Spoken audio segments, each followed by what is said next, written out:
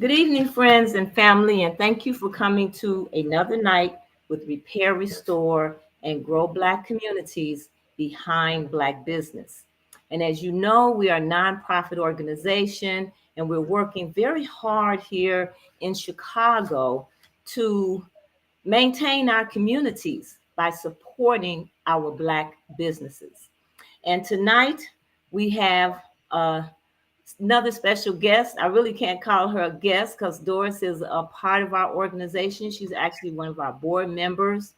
But Doris has been doing a lot of research about the widening wealth gap here between Blacks and whites here in America, and especially here in Chicago.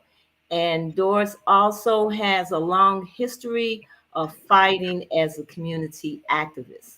So tonight we're going to learn more about her journey and what has led her to where she is today as she continues to fight for the equality of Black people here in the United States of America. So Doris, I want to thank you for coming tonight. Thank you very much. Thank you for having me, Denise. It's a pleasure. Absolutely. Um, we, as an organization, we are great proponents of our bookstores here in Chicago, our Black bookstores. And you know, a lot of people are saying that everybody's going to the internet and everybody's looking at Amazon, and this is true. But also at the same time, we really do have a resurgence of Black bookstores here in the Chicago area. If you go to our website, we have them listed.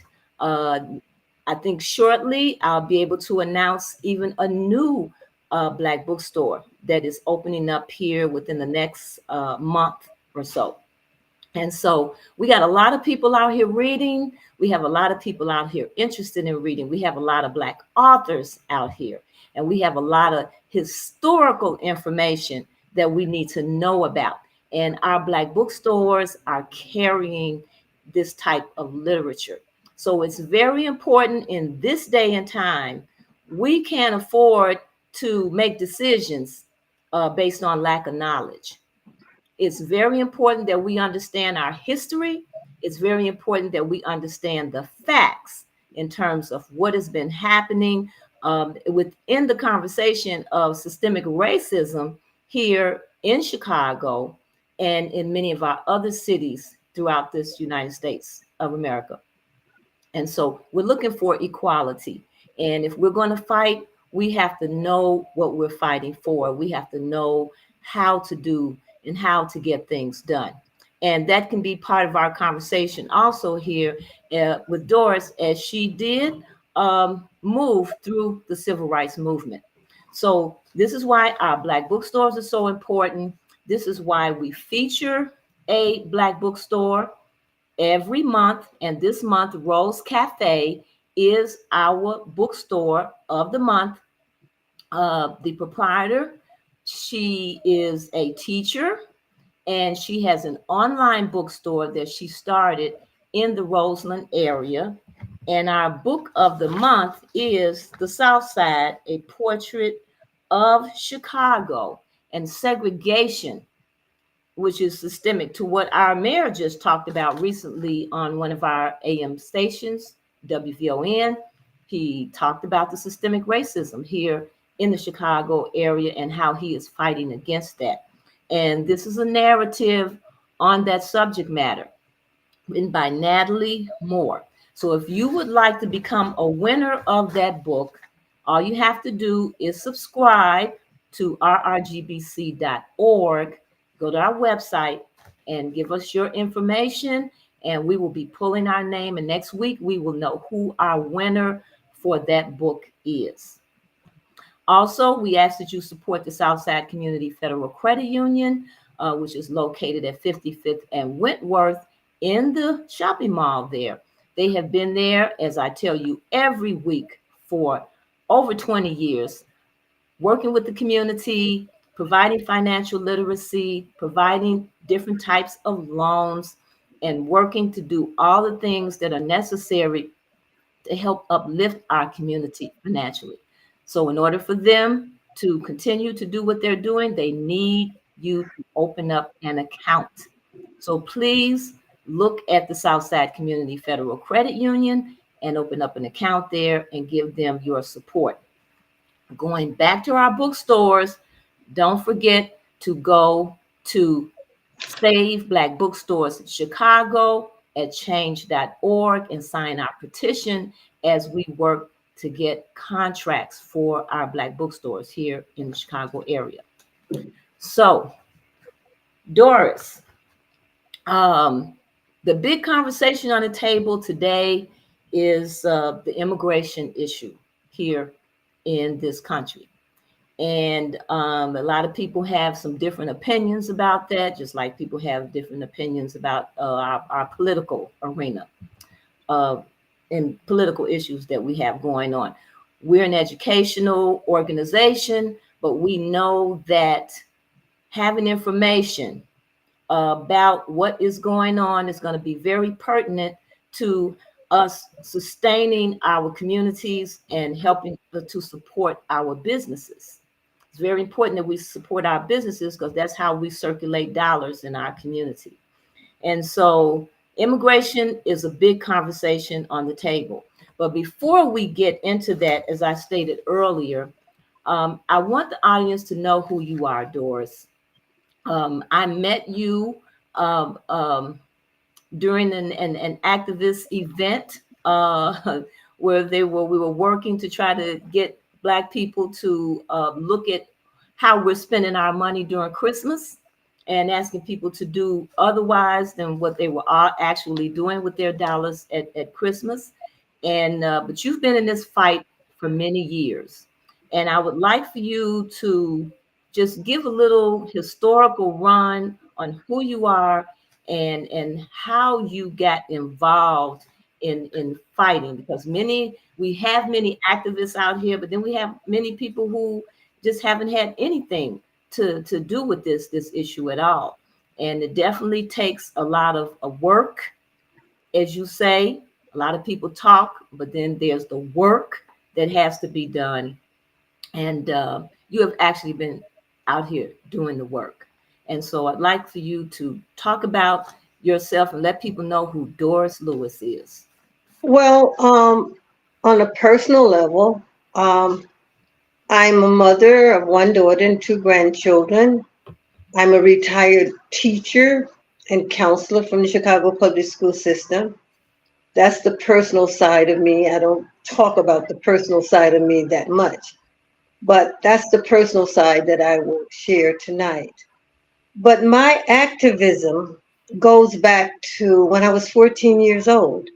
I grew up in Jackson, Mississippi, and I became a member of the NAACP Youth Council under the leadership of Medgar Evers in Jackson, Mississippi in 1961, 1962, 1963. So at the age of 14, I became a member of the West Jackson NAACP Youth Council. And I got involved because in Jackson, Mississippi, I grew up in a segregated community.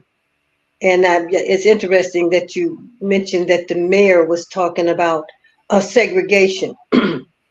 We have to be very careful now about how we use these terminologies. Segregation, as it relates to Black people and systemic racism and white supremacy, only applies to Black people in this country, Black people who are descendants of enslaved Africans. So nowadays you have people saying that immigration, systemic racism and white supremacy is a threat and is one of the reasons, it's a threat to immigration. We cannot allow these people to co-opt these terminologies. Systemic racism and white supremacy doesn't have anything to do with immigration. It only applies to Blacks who are descendants of enslaved Africans in this country. So we have to be very careful about how we use these terminologies. I grew up in a segregated Black community in Jackson, Mississippi. And segregation, we allow others to use this word the term segregation and made it a very, very negative concept. Now, it was a negative concept in some ways growing up in Jackson, Mississippi, meaning that could not drink out of the same water fountain as whites or go to the same bathroom in public accommodations with whites. It was negative in that respect. But in terms of segregation, those communities that I grew up in, those communities in Jackson, Mississippi, we owned everything just about in those Black segregated communities. We owned all of the businesses. We didn't have others in our communities, with the exception of maybe a white grocery store owner here and there. But for the most part, we owned everything in those segregated communities. And it is that segregated community that I got this foundation that I am standing on today. It was those segregated communities that saved us, that kept me from a lot of harm in terms of the racism and the white supremacy that was going on in Jackson, Mississippi, and in the whole country for that matter. But we were in our little segregated communities, and we didn't, I never really saw the police that much. Very seldom did we see the police because we manned our own communities. We controlled our own communities. Whatever went on in those communities, we controlled it. But after integration, that is when we started to lose everything, our businesses, schools, everything. In fact, integration was one of the worst things that could have happened to us. So I want people to understand segregation, as I understand it, as I grew up under, was not bad. It was good because we had our own, our businesses. We had everything we needed. I went to a very good high school, Jim Hill High School. We had advanced accelerated courses. We had trigonometry, we had geometry, we had French, we had Spanish. So I got a very good education in those public segregated schools in Jackson. And I learned later on, as in my adult years, I learned that Jim Hill High School, we scored higher than Central High School, which was an all-white high school. We scored higher on the ACT test than the white students did at Central High School in Jackson, Mississippi. So again, segregation was not this ugly, this baboon, this rattlesnake crawling all over the place as we allowed others to redefine segregation, redefine Jim Crow and all the other negative things that went on, as I said, not just in Jackson, Mississippi, but all over the country. So that part of segregation was negative again, not being able to go to public accommodations like the same public accommodations or use them as whites did. And it was unconstitutional, as it turned out to be, because my parents and Black citizens paid taxes. So we had a right to be able to go to the Greyhound bus station, which was the Greyhound bus station, and Greyhound bus, that was an international establishment. It went from coast to coast. But we had a segregated bathroom, a segregated water fountain. And as a result of that, because it was federal and because of the 64 and the 65 Civil Rights Act, all that was knocked down. In fact, after the 64 and 65 Civil Rights Acts were passed, I was a tester on the city buses, because on the city bus, if I got on the bus, I had to go all the way to the back of the bus. I couldn't sit in the front of the bus, even though there was empty seats in the front of the bus. I could not sit in the front of the bus because of the segregated laws. But again, as a result of the 64 and the 65 Civil Rights Act, all of that was disbanded. So that is basically, and growing up in Jackson, Mississippi, though I got involved in things like that. I got involved in challenging the system of racism and white supremacy on the segregation in Jackson, Mississippi. But as I said, when the laws were passed, I became a tester. I remember going to one of the parks there. We had a park. We had a segregated park and I grew up in West Jackson, which is where Jackson State is today. We had a segregated park. We had a pool. It was a beautiful park. So I never felt like I missed anything because I couldn't go to the so-called white park, because we had it in our communities. And I mean, you just, something that you really didn't think about. You knew it was there, but I never felt like I lost anything because we did have those parks. And I remember after the 64, 65 Civil Rights Act, and being a member of the West Jackson NAACP Youth Council, I remember going to this so-called white park at that time. And I remember this reporter from the New York Times interviewed me, was asking me questions about how did I feel about the new laws. And, you know, again, as I said to him, it should have happened because my parents pay taxes and we have a right to go wherever anyone else has a right to go. So my activism started right there in Jackson, Mississippi. But I will say, under segregation, growing up in those segregated communities in Jackson, Mississippi, was one of the most wonderful experiences of my life. It gave me the foundation that I have now. We protected each other in the community. If the next door neighbor didn't have any sugar, I mean, they could always rely on somebody giving them some sugar, somebody giving them some flour or flavor or whatever they needed to make a cake. That's the kind of community that I grew up in. And you know, today, Denise, I really miss it. And I think the only thing that's going to save us, and I never thought that I would be making this statement, but as I assess everything that's going on with us right now and looking at the past, I think segregation is going to be the only thing that will save us today. Separating from these people, protecting these communities, these segregated communities that we have here in Chicago. If we don't, it frightens me to say what the outcome will be for us. And right now it's not really looking good, because when you look at this immigration issue, immigration is the number one threat to Black people today. This immigration. Let me ask you a question. As you were talking, and I'm clear. I understand exactly what you're saying here. But from your perspective, what as the change occurred, the laws that were put in place that said, you know, there's no longer going to be segregated parks and pools, and you are able to sit where you wanted to sit on the bus.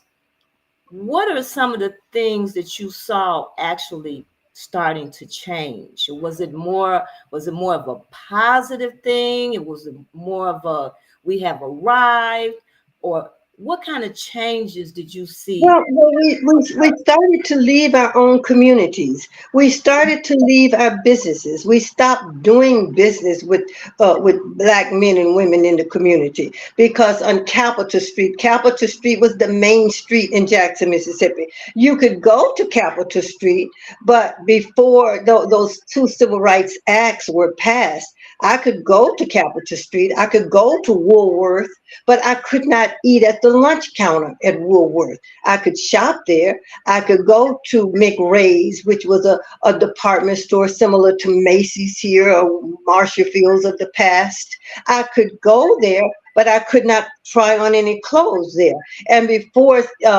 integration, I could not even go into those stores. So after integration, we could go into those stores, but we could not try on anything in those stores. I couldn't try on any clothes, any clothings in those stores. So as time went on, we started and the communities in Jackson started to open up to us. And I mean communities, I'm talking about the white communities, when we could start buying houses in the white communities, when we could start going to the restaurants in the white community, when we could start going to the clothing stores in the white community. Then so were you experiencing pushback from that? You would experience the racism. Mm-hmm. I mean, they would allow you to come into the store, but the racism was still as thick. You could cut it with a knife. They didn't like you. we would take your money, but they were not very kind. They were not very respectful, because I can remember going into one store that it's a clothing store. I can see that store. I can't remember the name of the store, but I went into that store with my grandmother, and that was in the late 60s. And I remember going into that store, and this young white girl, she wasn't that much older than I was at the time, and she referred to my grandmother as girl. She called her girl. And I checked her. No, this is an elderly lady. You will not refer to my or address my grandmother as girl. So, Mhm. yes, we could go there, but the hostility was there. They didn't like it. And sometimes they wouldn't even wait on you. And especially if Mhm. there were whites in the store, if there were 5 or 10 white people in the store, you would have to wait a long time to even be serviced. So those are the kinds of things that I experienced, even after integration. So that and as time went on, we started buying houses in the white communities. And I'm not opposed to anybody upgrading themselves if they want to, but we left our communities, and those communities started to go down. When I go to Jackson today, it is the most heartbreaking thing I've ever experienced in my life to see Jackson, Mississippi, this vibrant city, these vibrant communities, black businesses, entertainment everywhere. They're gone. They're Mhm. gone. It's like a ghost town in some sections of Jackson, Mississippi. And blacks, and now what they're doing in Jackson, they're using crime, crime, crime, crime. Jackson is the capital city, is the capital crime city of America. But that is for a design purpose, Mhm. because the whites want to come back into Jackson. When you go outside of Jackson, they call them suburbs. I call them creative little country towns. I mean, Madison. I mean, it is rich, rich, rich. I think the average income is 115, 120,000. It's a rich, rich little town that they left Jackson. It's about 15 miles north of Jackson. It's Madison. It's between Canton, Mississippi, which is 85% black, and Jackson, Mississippi, which is about 85% black. So between these two predominantly black cities, you have this little town of about 20 some thousand white people, mostly white people. And it's rich. It's like it's a postcard. I mean, it's like looking through a magazine with these beautiful homes and trees and flowers and everything. It literally looks that way. It's someplace you would want to live. Then you come to Jackson. It's just rundown homes, rundown buildings, torn down homes. It's almost the black communities in Jackson, Mississippi are almost decimated, with the exception of maybe one or two. Woodley is a very well-to-do, predominantly black community in Jackson. But this is a community that's in North Jackson, Hines County. It was a predominantly white community.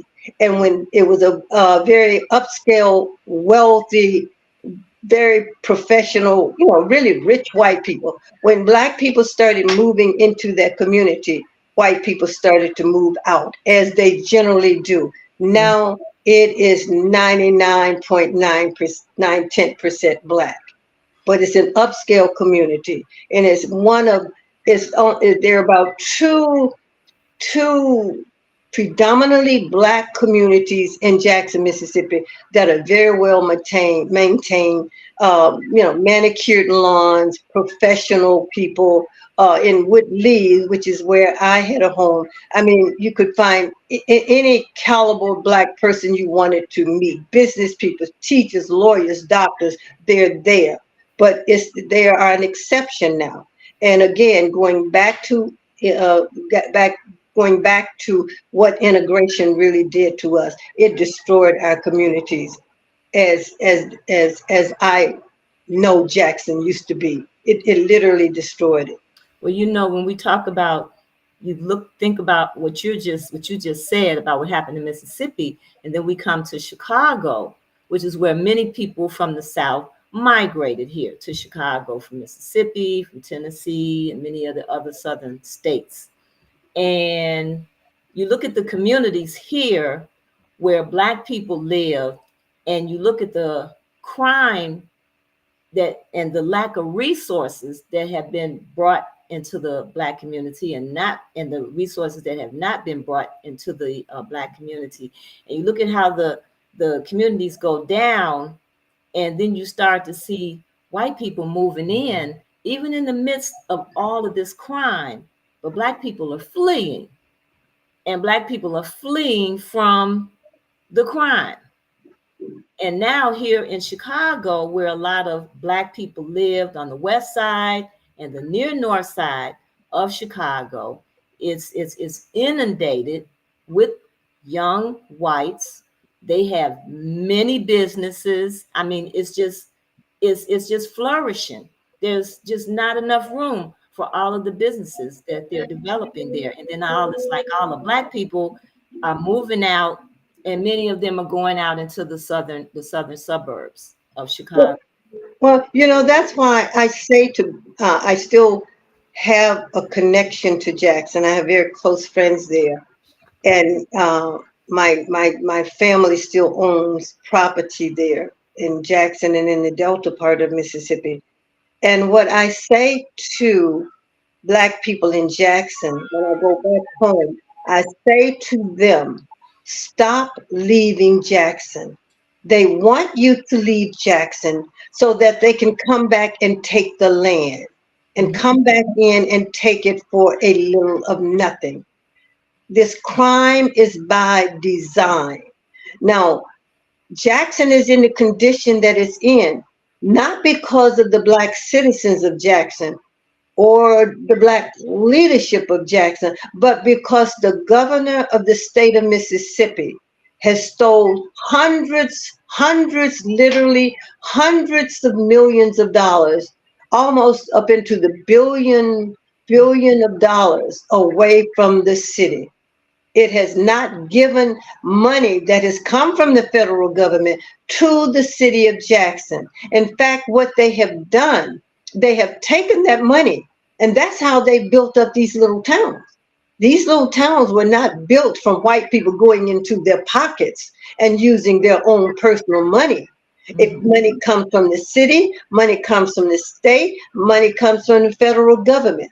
All of this is by design. I was reading an article not too long ago about how they are refurbishing and revitalizing the state the governor's mansion in Jackson. And when I was growing up, Denise, that was one of the most beautiful mansions I've ever seen any place in the United States. And I've traveled extensively in the United States because when I travel, I look at the geopolitical and economic issues in a particular city or town. And this, I remember when we were in high school, we had a tour. It was a social studies tour. We visited the mansion in Jackson. It was absolutely beautiful. And then they started to let it go down. And the park around there, one of the most beautiful parks in the city of Jackson, they had started to let it go down, not reinvesting in the flowers and other landscape things. Now they're doing that. There was a big article in one of the Southern magazines about all the money and how have they redone the landscape, and they put this flower and that flower, this plant and that plant. That is because they are coming back into that city. The state legislature, which is another beautiful edifice, beautiful structure that was built by our ancestors who were slaves. And again, I'm not to be partial, but again, I travel around the country and I like looking at the different architects, the different buildings and edifices that our ancestors built. And the state legislature, the state capitol in Jackson, is one of the most beautiful. And they're revitalizing and reinvesting in all of that, because the state capitol is the governor's mansion is like behind the state capitol. So it's just beautiful. It's really beautiful. And so they're reinvesting. And what does that say? The infrastructure, they're redoing some of the infrastructure. What does that say? They're coming back. And now the governor, they passed a law where they got the state police, and then they've got the Capitol Police, and then they've got the Jackson Police Department. The Capitol. Okay. All right, Doris, we're having some technical difficulties here. Doris is giving us I'm back. Okay. Okay. I don't know what happened. It just went off. So they're revitalizing that area because they are coming back, and they're getting the land, they're getting the property for a little of nothing. And I say repeatedly and passionately to people in Jackson, stay in Jackson. Mm-hmm. Stay in Jackson. You've got to fight. I mean, the racism and white supremacy is not over. It will never be over as long as we live in this country and this world. I think the mistake that we have made and we continue to make is think that we've made it. We have not made it. Mm-hmm. When you pass these laws, 64 and the 65 Civil Rights Acts. But we have not made it. We have lost. We are worse off today than we were 65, 70 years ago. And let me just make another point. When we were talking about going into the stores in Jackson, Mississippi. Mm-hmm. Well, I remember coming up this way in 1962, and I went to Marshall Fields because I would come here in the summer and get summer work during the summer. And I remember going into Marshall Fields. I could buy a dress in Marshall Fields, but I could not try that dress on. And right. What stuck with me, Denise, was that this is the same thing that's going on in Jackson, Mississippi. Mm-hmm. I can go into the store, but I can't try that dress on. So the same things were going on here that were going on in Jackson, Mississippi. And as you know, as that great migration took place, and blacks left the South for the purpose of getting jobs. Well, Black culture made Chicago. You got your blues, your gospel, jazz. Black people made Chicago. And when I look at Rahm Emanuel's plan, the New Immigrants Plan, New Americans Plan for immigrants only, and he talks about in that plan about the culture that all of these immigrants are bringing into the city. No, Rahm Emanuel. There was a culture before all of these people started coming in here, a culture that we created. And under your leadership, Rahm Emanuel, you started to tear down that culture. Mm-hmm. Because you started to tear down closed schools who were named after significant people, Paul Robeson and Jesse Owens. They tried to close that school, but his family fought back. So Rahm Emanuel started to tear down the culture in the Black community and in Chicago. Chicago is what it is because of Black men, women who are descendants of enslaved Africans, not because of immigrants who are coming into this country now. And let me point out another thing. We are the only one, Joe Biden, who are not immigrants. Black descendants of enslaved Africans are the only ones who are not immigrants. Every other person in this country is an immigrant, and not one immigrant, not one has said thank you to Black people. We open the doors. Let's go back to the 1800s. This is the same thing that Frederick Douglass, W.B. Du Bois, Marcus Garvey, they were saying at that time that immigration was a threat to Black people. That's because right. At that time they were bringing Europeans in. Mm-hmm. There were two studies done. There was a study done by Nixon in 1972, Nixon appointed this commission, and he made John D. Rockefeller the chairman of that committee, of that commission. And what that commission what came out of that commission was the recommendation to the Congress of the United States and the President of the United States that immigration was the number one threat to American citizens, particularly its vulnerable citizens who are us. This was in 1972. Jimmy Carter did the same thing. He convened a commission, and Theodore Hesburgh, who was the president of Notre Dame, I think it was Notre Dame at the time, he headed that commission. That commission came back with the same results, and that is immigration need to be slowed, and that it was the number one threat to American citizens and to its most vulnerable citizens, again, Black Americans. The Congress ignored it. The presidents of the United States ignored it. All of them ignored it. Congress didn't do anything but make immigration, pass laws and bills to make immigration stronger and stronger because it benefited the white employers who own these corporations, who are over these corporations. They are benefiting from it, and they have always benefited from it. But it has hurt us, and it is hurting us desperately today.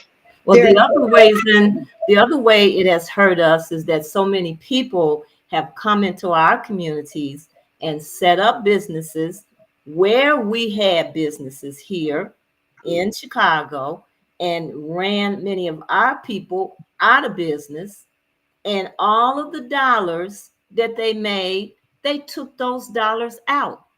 They reinvested none of that money back into our communities. It enhanced their wealth in this country. And I blame Black politicians. Black politicians did not protect our gains. Black politicians did not have an economic plan for the Black community. Black politicians, if you are an alderman, you say you used to be able to say who could come into your community, in your ward, who could open a business, what plan.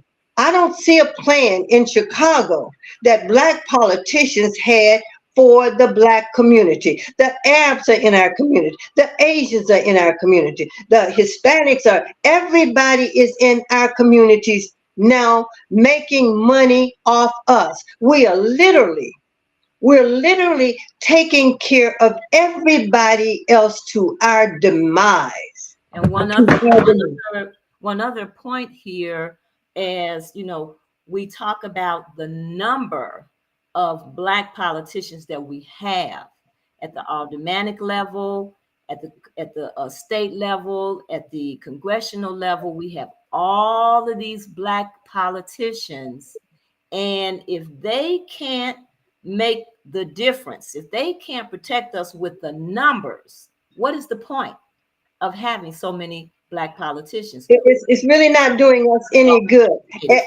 Every congressional Black caucus member, every state lawmaker in the state of Illinois, in the Mississippi, wherever they are, if they are congressmen, if they're a state rep or whatever they are on the immigration agenda. They're on the agenda that's being pushed by the Democratic Party. The Democratic Party's platform is immigration, LGBTQ, and pedophilia. That is the Democratic Party's platform. They do not have a plan for Black people. Black politicians don't have an agenda for Black people. The Democratic Party does not have an agenda for Black people. And this is not something I'm just throwing out here I've done my research. I've done the research. So Doris, you've done your research and you have some startling statistics here to back up the impact of all of this and what it's having on us. So okay, let's just take dining room, cafeteria attendants, and bartender helpers. These are fields that we used to dominate. 81.3% of white, 9.7% of black, 4.6% of Asian, 32.6 are Hispanics. Hmm. These are fields that we dominated. Dishwashers. You know, back in the day, 50, 60 years ago, we washed all the dishes. I remember as a teenager, after, I think I was 15 or 16 years old, and in Jackson, Mississippi, I worked at this restaurant, and I was a dishwasher for a while. Not the only people that were washing dishes were black folks, black men and women. Dishwashers today, 73.1% white, 14.5% black, 4.4% Asian, 37.9% Hispanic. Mhm. They are passing us in every field. And these are jobs that would be for our young people. Yes, They're working their way up in life, and you get these jobs. Some of the young people have complained that they can't hardly get a job at McDonald's today. they can't. They can't. They can't. Look, listen to this one. Carpet floor and tile floor installers. Again, back in the day, this is all I saw growing up in Jackson, Mississippi. Black men, carpet floor and tile installers, 88.9% white, 1.5% black, 1.5% Asian, 61.1% Hispanic. These are statistics that come from the Bureau of Labor Statistics. These are not my statistics. They put it in a book. I researched it because, they say if you put it in a book, black folks won't find out. We're not going to read. Well, this is what I do just about every day. I'm looking at this stuff. 61.1% Hispanic carpet floor and tile installers. Okay, let's look at the painters. Okay, painters and paper hangers. These are jobs that black men had.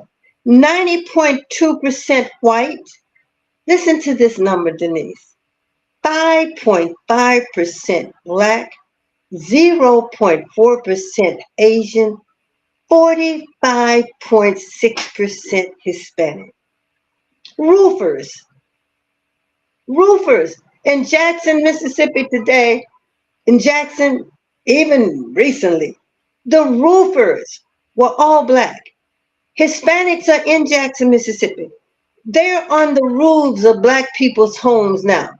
And I say in that upper middle class area of Whitley, why are you hiring Hispanic roofers when traditionally we always hired black roofers for a few, to save a few dollars? They're hiring Hispanics to come in and doing their roofs. And I say to them, well, you cannot talk about black men hanging out in the corner because you're putting them out of work. Roofers, 85.5% white, 3.5% black, 0.5 Asian, 63.1% Hispanic. All of the jobs. They are surpassing us in every field, every occupation. Butchers and meat cutters, poultry, fish processing workers. 72% white, 16.3% black, 7.3% Asian, 37% Hispanic. They are surpassing us in everything. Everything. Parking attendants. And when I start coming to Chicago, you go downtown Chicago, all you saw were black men parking cars, or at the hotels and all those other places down there. 66.6%, just say 67% white, 23% black, 9% Asian, 42% Hispanic. In every category, they are surpassing us. And they're surpassing us because white employers are not hiring us. And it was the politicians who coined this phrase, black people don't want to work. Americans don't want to work on these jobs because they don't pay enough money. Well, Denise, you as a teacher, and I'm a teacher, retired teacher, we went out on many strikes to fight for higher wages. With these people coming into the country, they are beginning to lower the wages again, because in many instances they are paying them $5 or $7 an hour. So it's hurting the economy. It's hurting the economy across the board. This is real. This stuff is real. And when we go into the construction business, 50% of the workers are Hispanic. Most of them are white, but 50% of them are Hispanic. When you go around the city of Chicago, jobs, city projects, we used to see black men working on these jobs. We saw black men driving these garbage trucks, black men in the parks cutting grass and doing whatever, all those kinds of things. All you see is Hispanics. In the fourth ward, if I walk out my door tomorrow and there's a city project, it's going to be mostly Hispanics, a white person here and there, but mostly Hispanic. City jobs, the janitorial industry, which was dominated by black men, particularly in the Chicago public school system. They are pushing us out. And they have what you call now, Denise, ethnicity hiring, meaning that if a Hispanic gets a job, and it's happening down on Roosevelt Road at Home Depot in particular, they are making them managers. And what they do, they hire their own. They do not hire black people. They hire other Hispanics. I have talked to people who are working on some of these jobs, and they're making Spanish the language. This is an English-speaking country. That should be unconstitutional. I was talking to someone last week about she was applying to be a clerk with CPS. What they're saying, you must be bilingual. You must be bilingual. This is an English-speaking country. You cannot go to France. You cannot go to London and say you must speak Spanish. It's an English-speaking country. So all of these laws, all of these rules, they are wiping us out with them. Our young people, if you look in the technology field, Apple, Google, Microsoft, Apple and Google, 40% of the people who work there are Indians from places like India. They're Indians, 40% of that population. They bring them here on visas, and they stay so long, and well, eventually they renew the visa. Another thing that these in the past, when they were dealing with how we should curb immigration, and if on the John Kennedy said that they should be brought in here based on skills. Another law that Congress passed a law where once these immigrants get here, they can go back and bring their families. Mm-hmm. They can bring their families. So the Hispanic population is probably 42 or 43%. It is high. And it is all because of immigration. And that's why I say immigration is the number one, as Frederick Douglass said in the early 1800s, it was the number one threat to black people then. It is the number one threat to black people now. Brandon Johnson has allowed all of these people to come into this city. Based on this sanctuary city. Well, sanctuary city under Harold Washington did not mean bringing a lot of illegal immigrants into this country using taxpayers' money, dollars, to take care of them. They have programs for these people that black people cannot even access. We've spent almost $1 billion on illegal immigrants, and we have 53% of the people in this city are homeless who are black. Not only are the homeless suffering, but black people are losing their homes. Mm-hmm. Black people are losing their homes to higher taxes. But Brandon Johnson is not using this money to help black people. And when he talks about the 1%, for the first time in my life, I voted with the rich. I voted with the rich because that's when he was trying to pass that law to tax the rich, talking about he was going to use the money to help the homeless. He was going to use that money to help immigrants. Black people have been homeless in this country for years and years and years, and no one has ever done anything about it. So that's a lie that he's pushing. He was on WVON yesterday, and he's talking about he's got a black person in this position, a black person in that position. I don't care about that anymore. Having black people in positions and they're not looking out for black people, it means nothing to me anymore. You look at the fourth ward where I live. 63% of the people in the fourth ward are black, about 3% Hispanic. Why is Desmond Yancey down there in City Hall voting for $70 million, $50 million, voting for all that money for immigrants who are not legal citizens of this country? They are overwhelming the school system. They're overwhelming the the medical field. If you go to Northwestern now, you're subject to wait 15 or 20 hours because all you see down there are immigrants. These people should have been sent back. They should be sent back. Go back to your home, fix your country, fight your government like we have fought the government of the United States. But what do? They come here and they join the system of racism and white supremacy, the systemic system. They join in with the system against us. They call us lazy. We don't want to work. Well, you are the lazy one because you left your country.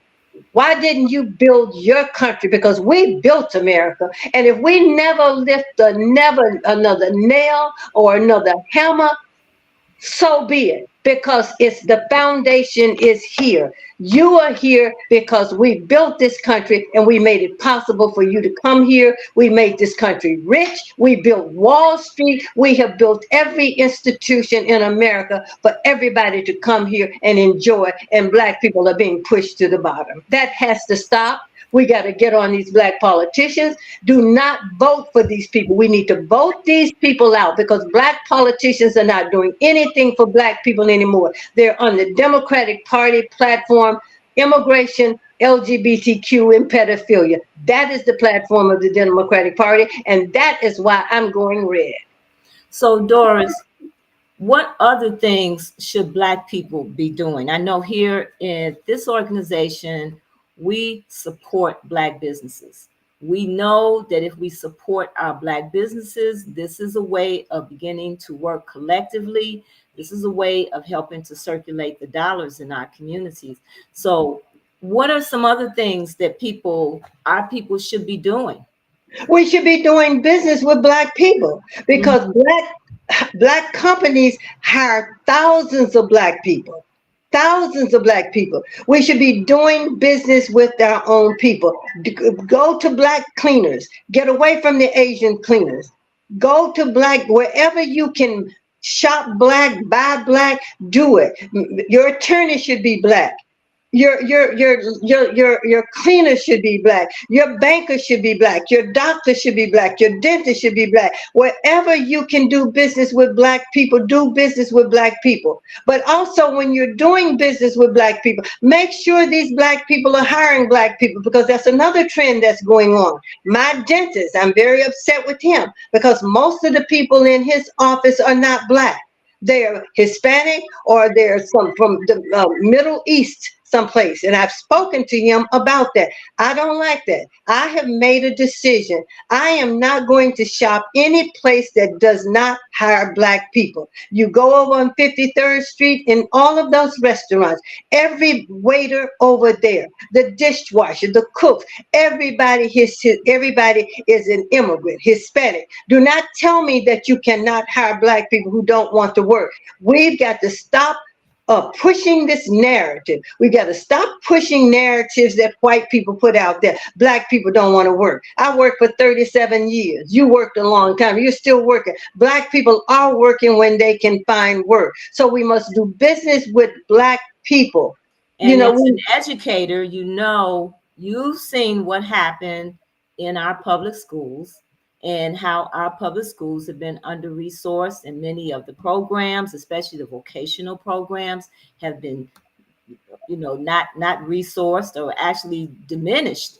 And Yeah, so what is it that we can begin? Because if you don't have the students coming through with the skills and the training, then that's an automatic yeah, that yeah. you're not going to get a job. So what should If you don't, you don't have, if you don't have black roofers, it's because they've taken it out of the Mhm. schools. If you don't have black painters, it's because they've taken the trade out of the schools. If you don't have black carpenters, it's because they've taken the trades out of the schools. They What have should we be taken. doing about that?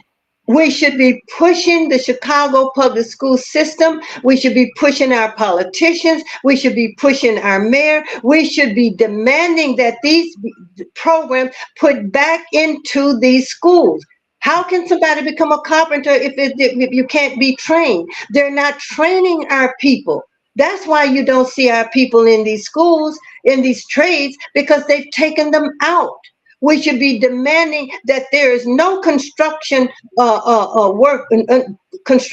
job going on without, if we're 30% of the population in this city, and we are right now according to the 2020 census, if we are 30% of the population, we should be demanding 30% of the jobs in the police department, the schools, the park district, the housing department, and every department in city government in the city of Chicago. This is something that black politicians should be doing, but they're not going to do it until black people start making a demand and stop voting for people because they are black and because they're not doing anything for us. We are losing under black politicians. We got to put some fire under these people, get them out, come up with a slate of our own of people who are going to espouse to a black agenda. And that black agenda is what I just laid out. In every department, if we're 20%,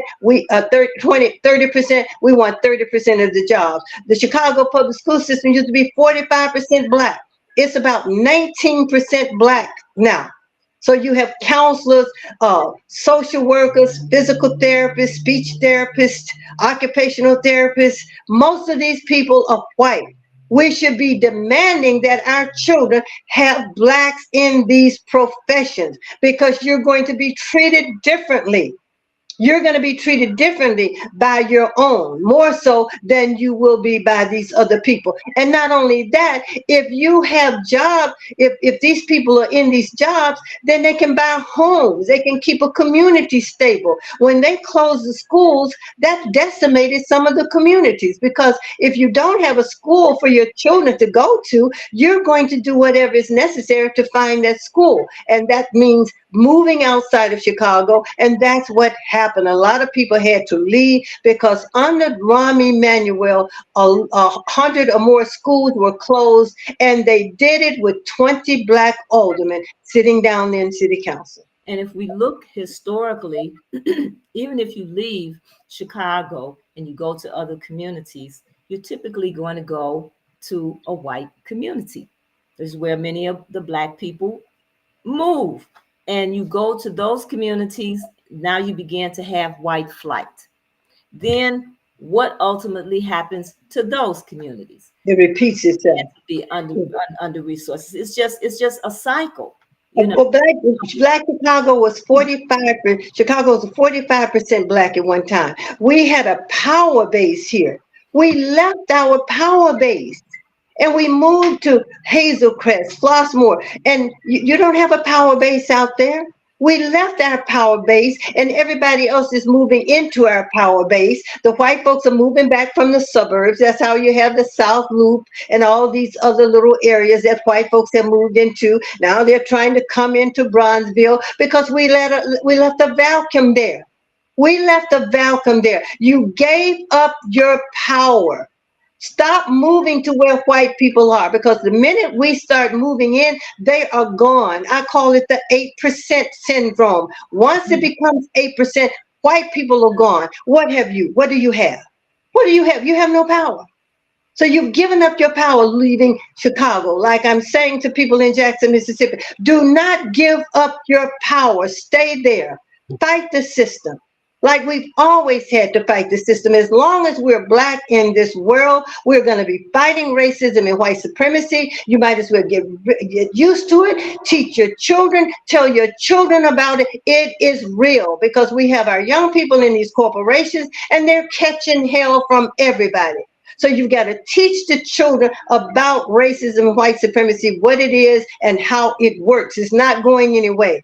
So we have to fight it. To where your conversation started when you talked about the beauty of segregation, where we understood who we were, where we supported each other, where we had a community, where we had a culture that we celebrated, where we had morals, codes of conduct, and we had a community. And we have to stop running.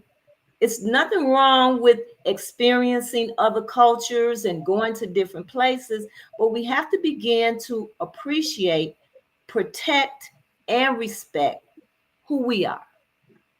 That's right. You've got to protect our children, protect our communities. We didn't create this mess. We didn't create this mess, but we can get it back if we work together. Because as people come into our community, they look at our culture, and people take what they want to take from our culture, and that's usually what happens. So Doris, look like her screen has frozen again, but this has been a very profound conversation, and I hope those who are listening will learn to understand how important it is to know your history so you can understand where we are today. There's a historical link to what we're experiencing today and what's going to happen in the future. And so Denise, we have to do this for our future, for our children. At the rate we're going, our children will not have a future. We're the only people who are not looking out for the future of our young people. That's right. We're taking care of everybody. Anybody can come into the community, and I'm seeing it more and more with these immigrants. There's a cotton stand or a popsicle stand. And who's supporting these people? Black people. You're taking care of their families. And your family is almost out of doors. Right. You always got to look out for self first. So Doris, I want to thank you for coming on tonight. This very interesting narrative that you have given about your cycle in this whole experience of segregation, of racism, white supremacy in this country. And I appreciate you sharing this information. And we certainly appreciate all of the hard work that you are continuing to do. Thank you so much, Denise. And we're going to have to do this more often to inform our people. We've got to. Absolutely. Thank you for having me. Yes, ma'am. So please go to rrgbc.org and subscribe to win our book of the month. Be one of the possible winners of our book of the month, the South Side part of Chicago. And this is a narrative about segregation here in the city of Chicago by Natalie Moore. So just go and subscribe. Go to Save Black Bookstore Chicago at change.org, and please sign our petition to help get contracts for our bookstores, and go to our website and donate to help us continue to do the work that we are doing. But most of all, support Black businesses. Thank you. Good night. Thank you, everyone.